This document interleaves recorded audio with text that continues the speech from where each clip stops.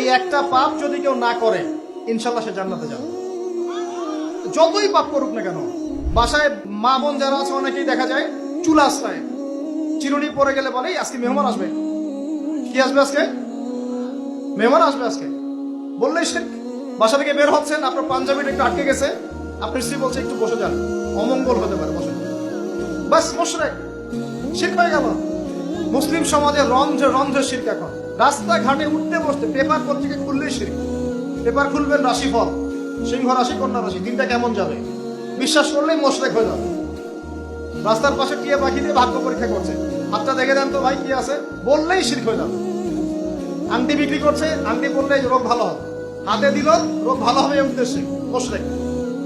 হাতে দিয়েছে রোগ ভালো হবে, আমার ডায়াবেটিস ভালো হয়ে যাবে, বিসমিল্লাহ, ব্যাস মুশরিক। এই আকীদা নিয়ে পড়লেই মুশরিক।